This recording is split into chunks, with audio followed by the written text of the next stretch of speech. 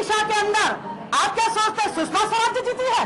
सुषमा स्वराज को राजकुमार पटेल ने walk over दिया है, जो 5 बार चुनाव लड़ा, 1 बार सिटिंग एमएलए रहा हुआ है। वो आदमी फॉर्म गलत भर सकता है, वो राजकुमार पटेल का फॉर्म रिजेक्ट हो जाता है, कांग्रेस का उम्मीदवार खड़ा नहीं होता और वॉक ओवर मिल जाता है सुषमा स्वराज को। ये कांग्रेस और बीजेपी की मिलीजुली कुश्ती नहीं तो और क्या है? ये पलायन, ये मैं इसको पलायन नहीं मानते, ये अवसरवादिता और अपने आप को कुछ गेन करने के लिए इन्होंने बीजेपी ज्वाइन करी। आपके दिग्विजय सिंह गुड्डू से नाराज हो के कांग्रेस छोड़ी? देखिए, मैं ना गुड्डू से नाराज हूं, न मैं दिग्विजय सिंह से नाराज हूं, न मैं शिवराज से नाराज हूं, परंतु मैं सही मायने में राजनीति करती हूं, क्योंकि राजनीति एक ऐसा हथियार है हमारे पास जिसके माध्यम से हम जनता के हितों की रक्षा करें। मैं थोड़ा आपको पीछे ले जाऊं, शायद हिंदुस्तान का पहला उदाहरण है, कल्पना करूं लेकर, जो अपनी ही सरकार में 8 महीना एज ए एमएलए जेल रही हूं, गरीब दैनिक वेतन भोगी के लिए लड़ने के लिए, जहां उमा भारती मूछें लगाकर पजामा कुर्ता पहन के भाग गई थी और 2 महीना जेल में मैं रही हूं। फसल बीमा, इन सबके लिए जो लड़ाई लड़ी, मैंने अपने मुख्यमंत्री को नहीं छोड़ा, इसलिए मेरी किसी से कोई लड़ाई नहीं है। नीतिगत मुद्दों पर अगर हम राजनीति करते हैं तो नीतिगत मुद्दों पर जनहित में, हमें जनता के हित में किसी भी हद तक जाना चाहिए, ये हमारी राजनीति है। राज्यसभा में गए, अपने बेटे को विधायक बनाया, पूरा जिला निपटा दिया राजगढ़, और अपने बेटे को लेकर एक 10 साल का पूर्व मुख्यमंत्री वल्लभ भवन जाता है और मुआवजे की बात सिर्फ राजगढ़ की करता है, और टिकट मांगने में तो पूरे मध्य प्रदेश में कांग्रेस की ऐसी की तैसी कर दी।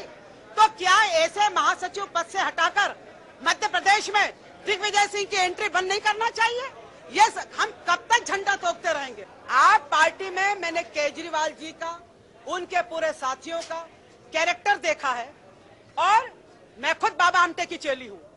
हम लोग क्रांतिकारी लोग हैं, ये आप भी जानते हैं। हम पैसा कमाने के लिए राजनीति में नहीं आए हैं। और वहीं पर आपने देखा केजरीवाल जी ने कितनी शानदार तरीके से कांग्रेस और बीजेपी के मुंह पर थप्पड़ मार के मुख्यमंत्री पद को, अरे आज नहीं जाते तो माननीय चरण सिंह सरीका और माननीय चंद्रशेखर जी सरीका निकाल के बाहर फेंक देते। उन्होंने सत्ता का मोह नहीं लिया और अपने आप को अलग कर लिया। 48 दिन में वो काम करा जो कोई नहीं कर सकता। जन लोकपाल एक आशा का प्रतीक है।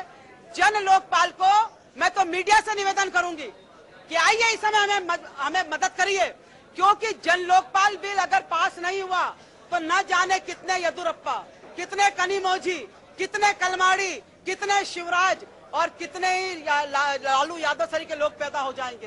एक जन लोकपाल बिल है जिसको केजरीवाल जी लाए हैं, और केजरीवाल जी की अगर हाथ हमने मजबूत नहीं करे तो इतिहास हमें कभी माफ नहीं करेगा। आप जो मेरे से देश के लेवल पर बात पूछ रहे हैं, ये मुझे नहीं मालूम कि किस कंडीशन में उनको टिकट दिया गया है, उनके काम किए हैं, ये आप माननीय केजरीवाल जी से पूछिए। मैं सिद्धांत की बात कर रही हूँ। जिस ढंग से राजनीति को जिंदा रखने के लिए सही मायने में राजनीति की पहल करी है केजरीवाल जी ने, जो उन्होंने दिल्ली के अंदर एटीट्यूड उनका रहा है, मैं तो सिर्फ उससे प्रभावित होकर आप पार्टी में आई हूँ।